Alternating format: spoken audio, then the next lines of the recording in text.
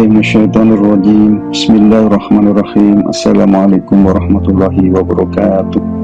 Alhamdulillah, Allahumma shalli ala sayyidina Muhammad wa ala alihi wasallam. Selanjutnya kita akan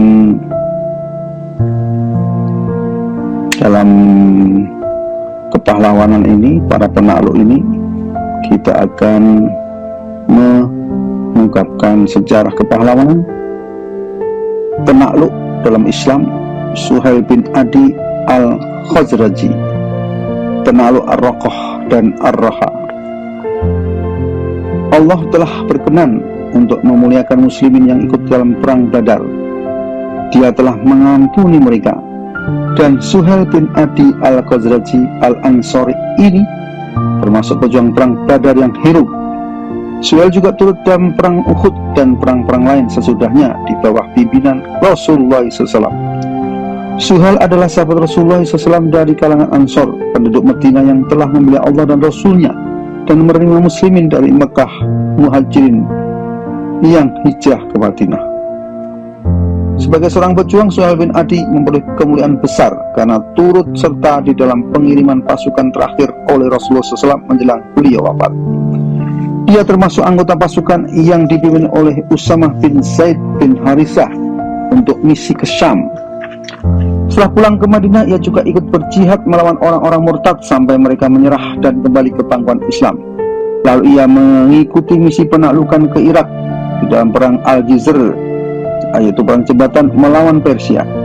Saudaranya yang bernama Al-Harith bin Adi al-Khazraji al-Ansari gugur sebagai syahid.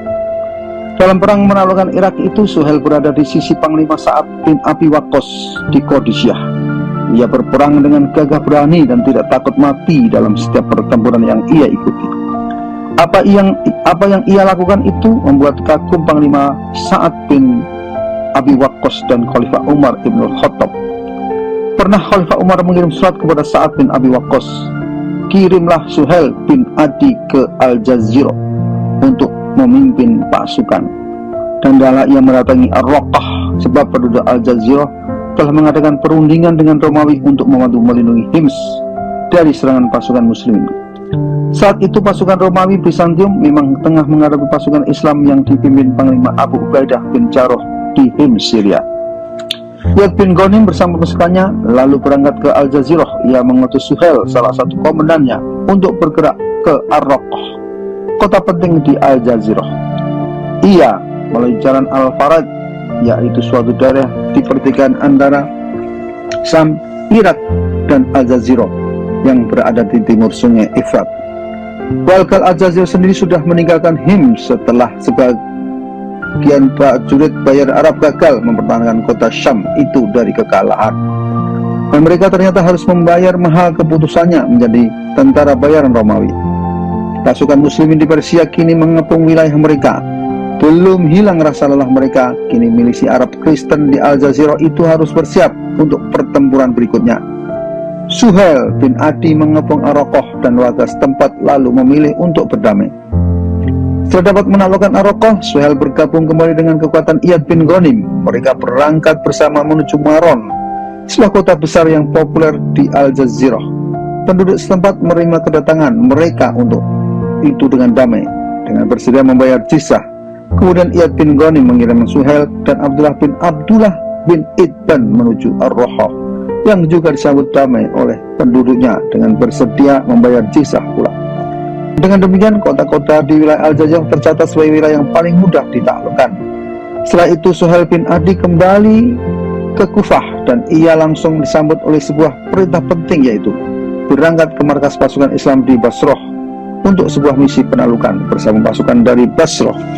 Khalifah Umar saat itu akhirnya menerima saran para sahabat dan panglimanya untuk melanjutkan penaklukan di Irak di wilayah-wilayah sekitarnya, terutama Irak. Untuk itu seluruh pasukan dari dua markas utama Kufah dan Basrah berkumpul semua di Basrah. Di sana kekuatan militer Islam dipecah-pecah ke dalam beberapa pasukan yang lebih kecil, yang kemudian berpencar ke banyak wilayah yang telah menjadi target penaklukan. Suhail sendiri mendapat tugas sebagai komandan penyerangan di Karman, sebuah kota di antara Persia, Sajistan, dan Khurasan. Karman cukup luas wilayah dan makmur. mempunyai desa-desa dan luas. Suhail bersama pasukannya bergerak untuk menaklukkannya. Ia harus berpikir keras untuk memperhitungkan kekuatan Persia dan terbatasnya perbekalan yang ada. Karena keterbatasan jumlah personel dan perbekalan, untuk sementara Suhail memfokuskan diri untuk menjaga perbatasan Karman ke Nahawan. Ini dilakukan untuk menghalangi warga dan milisi Karman membantu Nahawan yang sedang disiapkan menjadi target operasi militer besar pasukan muslimin. Nahawan adalah sebuah kota besar yang terletak di selatan provinsi Hamadan. Jarak antara Nahawan dan Karman adalah 3 hari perjalanan. Nahawan terletak di gunung, bangunan-bangunannya terbuat dari tanah liat. Kota ini memiliki sungai-sungai, kebun-kebun dan buah-buahan yang banyak.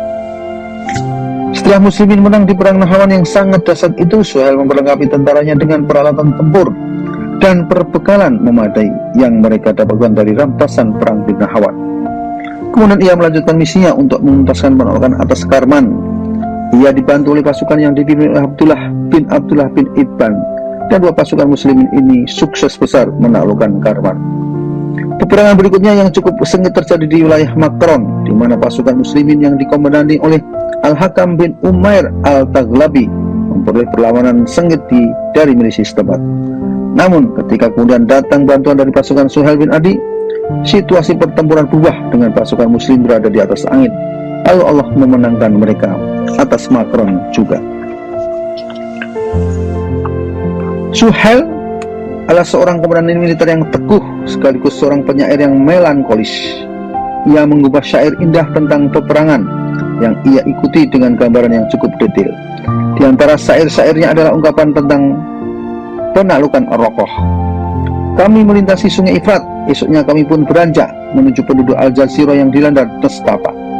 Kami renggut Ar-Raqqah yang putih saat kami melihat bulan penuh dengan sinar hilal, hiruk-pikuk di Jazirah sesudah hina, lantaran takut akan sirna. Suhail berpribadi lembut, memurah, suka menerima tamu, maaf, ramah, berwibawa dan penuh semangat. Ia benar dalam berbicara dan bertindak. Sebagai seorang komandan perang, ia juga berprestasi besar dengan keberhasilannya menghadapi peperangan-peperangan kritis. Dengan jumlah personel terbatas, dia mampu membawa pasukannya memukul mundur kekuatan bersenjata Persia di Karman. Padahal wilayah Karman cukup luas dan jumlah tentara mereka lebih banyak. Ini telah membuktikan pengetahuannya di bidang strategi militer. Ia punya wawasan kuat tentang medan perang, sehingga ia dapat menentukan waktu-waktu yang tepat untuk bertempur. Semoga Allah merahmati Suhail bin Adi, sang patriot penakluk dan mujahidin besar. Assalamualaikum warahmatullahi wabarakatuh.